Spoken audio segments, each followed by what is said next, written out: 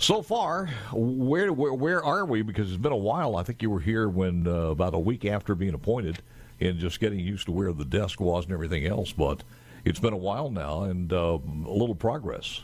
A bit of progress, and Yeah. we've got a lot of federal deadlines that we are meeting. So whether or not we're making progress through the red tape of state government, we got to get busy. We were established by the legislature this year, the Office of Broadband Expansion and Accessibility of Mississippi, to be the sole point of contact really for broadband policy and issues in Mississippi. I'm sure most of you have heard by now that there is a tremendous amount of federal money that is coming down from the Infrastructure and Jobs Act, a different pot of money from ARPA that will come to Mississippi, and our office will provide a grant program, and different carriers will come in and apply for that money to be distributed throughout Mississippi. Two different sources of money? There are two different sources of money, and even within those sources, then there are different types of grants. So really the first source of money that we're going to deal with is from ARPA, and it is $162 million that is in the Capital Projects Fund. And it is specifically designated for broadband expansion to unserved and underserved areas. This is different than the ARPA money that the legislature appropriated. This is a different pot, so it is designated for broadband expansion, and that really is the first money that we are going to deal with at BEAM at our office. But those are going to go to the ones right now that really need it the most. They haven't, I would imagine, in the most rural areas of the state. Exactly. We are developing our plan right now. We have to submit that plan to the feds for them to approve, and that plan has to be submitted by September. But we are going to hopefully get that done a little bit earlier. They'll go ahead and approve your plan. And so if you get it into them earlier, so that's what we hope to do, maybe by the end of July. That's kind of the internal deadline that I'm working on. If we could go ahead and get our plan out there, get it approved by the feds, then take grant applications and get that money out. So $162 million, how much is in that one part there? Is that 162 or so that first bucket is 162 million. Within that is some money for grant administration, because we will have to hire an army of accountants and some engineers to help us manage that money as it goes out and make sure that it's spent the right way and fulfill all the federal requirements. Do you feel that most of the people who really need this are being proactive enough to actually do what they're supposed to be doing, or is it too early for them to be doing anything? No, it is very proactive. In fact, I've been over to the Delta, kind of to your stomping grounds. I've been to Cleveland 3 times in 3 weeks. So, I've been talking to a lot of folks over in the Delta, people in southwest Mississippi, kind of in my area of the state. I'm from Brookhaven, where there's some unserved areas. So I've been talking to a lot of different community leaders, but it really is in Mississippi, it is the carriers who are going to come in and apply for that money. And so had a lot of talks with them. I was with the co-ops this week. I've been with the rural telephone carriers. I've met with C-Spire, AT&T. I've been meeting with everybody.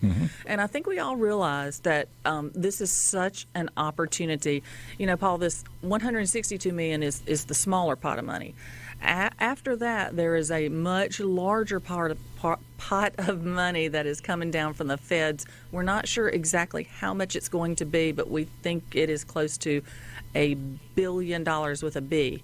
That'll be coming over in 2023. Sally, what do you think the percentages of the state that is just not, that's going to have to be using this money on? Is it 20%, 30%, or is it larger than that? I think it's 20 or 30%. Yeah. We're in the process right now. Our co-ops have done really a tremendous job of building out, and that started, in 2020, the legislature, Chairman Bounds, I'm going to give a shout out to Scott Bounds and Joel Carter. Actually, though, I was chair of energy at the time in the Senate, but we sent $75 million of CARES Act money for a broadband expansion program. Some co-ops were already planning to get into broadband, but I think that really tipped the hand of several others. And so we had our co-ops get into broadband, and the ones that are building out in their areas, it's my understanding most of them are going to continue all the way out through their service area, unless their service area has an area that is well served, and they're not going to get in there and compete in some areas.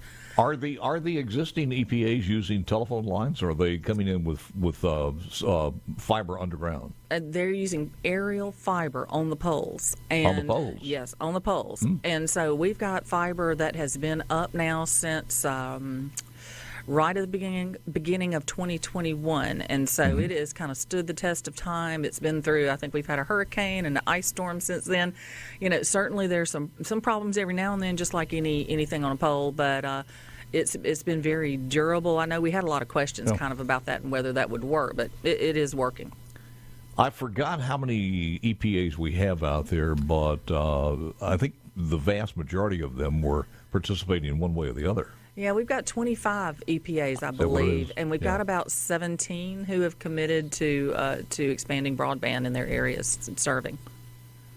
Some of the ones who are well underway doing this, then they probably feel pretty good that we've gotten maybe 85% of our people taken care of, but the other ones are just lost leader. It's going to be too costly.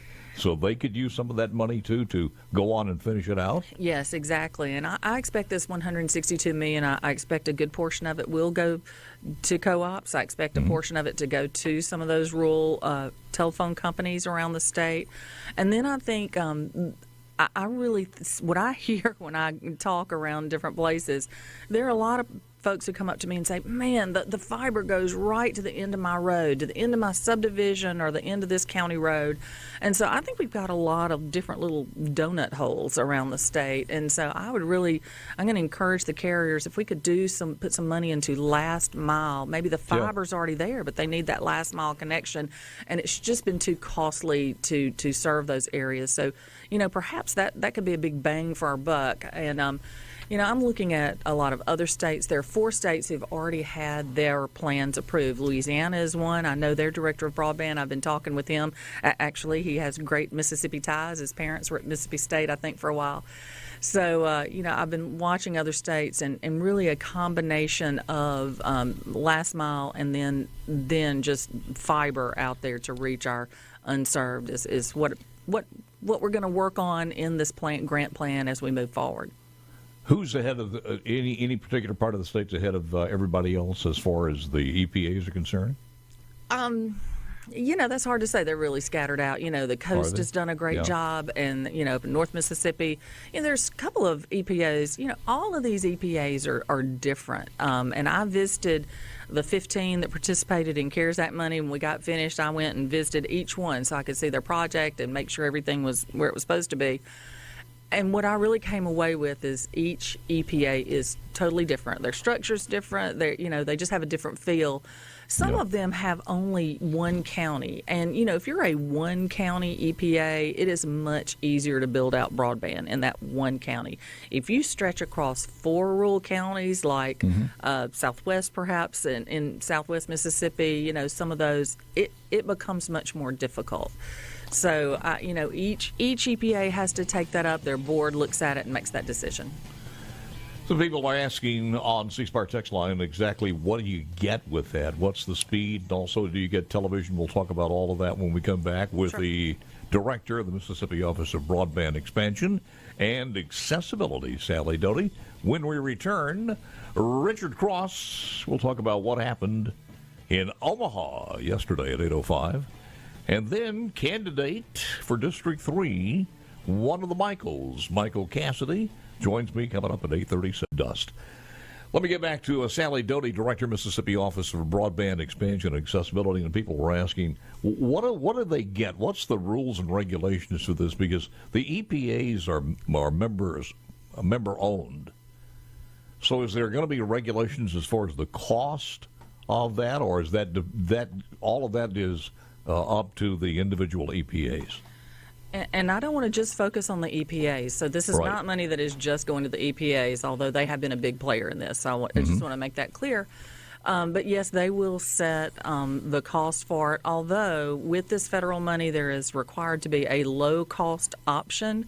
We get to set that as a state, and we're in the process of talking about that and talking to the different carriers about what is appropriate, because this has to fund itself. You've got to have ongoing maintenance. You can't just build this great network. It's got to support itself as we move forward. So we're having those discussions. There's a lot of preliminary work that's being done right now.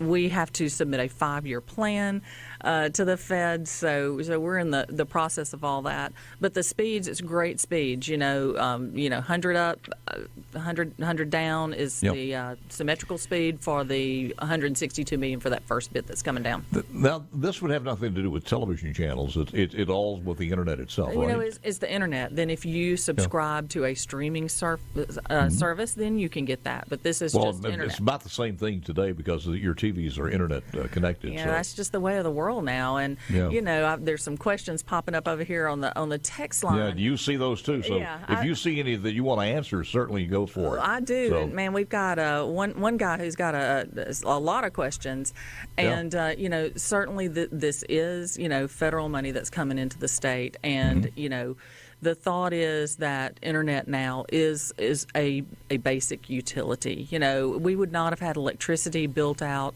back in the 30s, early 30s, and 40s really continued on unless there had been some government intervention and some government funding. And so that is what is happening here.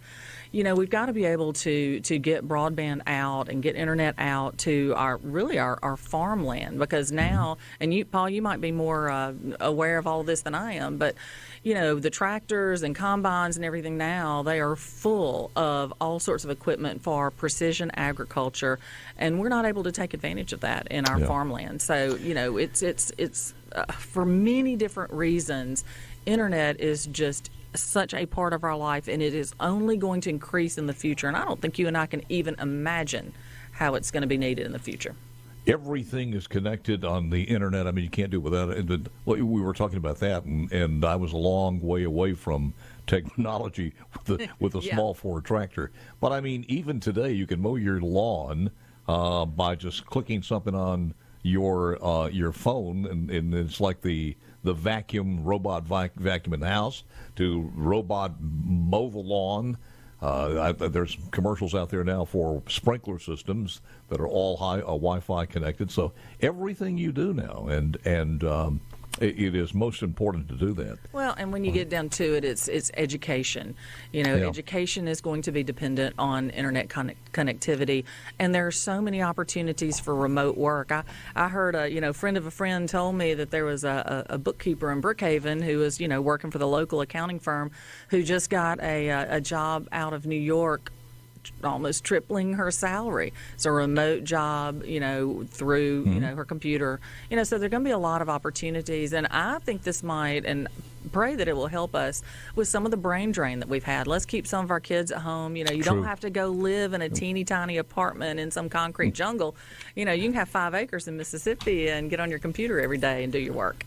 I sent something out yesterday, which was I saw on a bit of trivia, that if you leave Mississippi and your parents are here and you've got kids and you go somewhere else, the actual value of your grandparents being active with you closely is $30,000.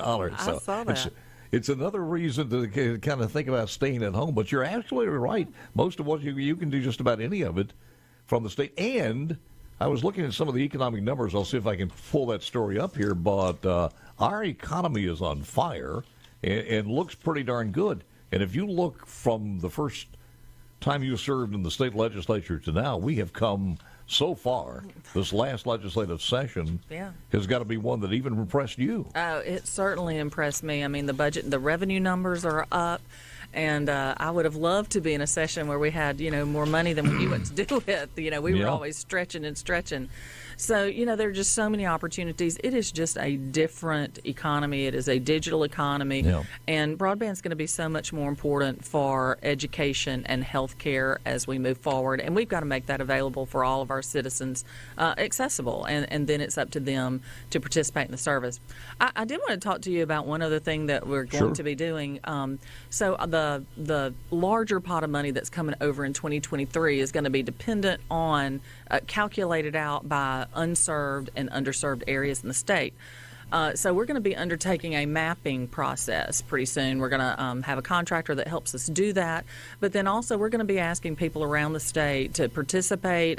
Use your phone, or actually not your phone, your computer at home, we hope, hooked up to Wi-Fi. We're going to be pushing out some information for you to do a speed test. We're not quite ready for that yet. We don't even have our website up yet. But be looking for that, because we're going to need everybody to give as much information as you can so we can identify those unserved areas. The feds are doing a new map right now. There's been an FCC map that the carriers report to every year, but it has been dismal, and Senator Wicker's been very involved in that and trying to make some corrections to it. So there's a new map process at the federal level, but we're going to do one at the state level as well, so we can really get more granular data. You can do things better a little bit locally. Yeah. And I did want to address one other thing. Yeah, there is administration money in these grants. I think it's about 5%. So, and we hope to not use even all of that if we can, but we do have to get some consultants in. We're going to be an office of only 6 people. So we're going to be pretty lean there. So we are going to depend on consultants to help us monitor these grants. We're going to have an outside attorney probably to help us with some of these issues as we move forward. Well, that was another thing, because are you working with the state auditor? Does this have anything to do with the state auditor, or do you do the auditing on here from your office to make sure that the contracts are not padded in some way? Because when you got that kind of money, we're talking over $1 billion. People get creative. Yeah. Well, we have accountants assigned to each grant pool, and so we certainly welcome the auditor. And as we did the CARES Act money, we had a lot of conversations with the auditor's office and worked with him, and certainly welcome that input as we move forward in this federal money. Here's a story. Meanwhile, under Republican, conservative, and fiscally responsible financial guidance, people in Mississippi are still projecting a budget surplus for the fiscal year, which ends July 1st, of course, or June 30th. Nationally, the inflation rate hit a 40-year high in May. Gas, food, rent prices all cost more, in some cases more than ever before. But our state's economic numbers show payroll employment in Mississippi increased 2.5% in 2021. That is the largest annual percentage increase since 1995. The state added more than 27,000 jobs, the most in 1 year since 1994.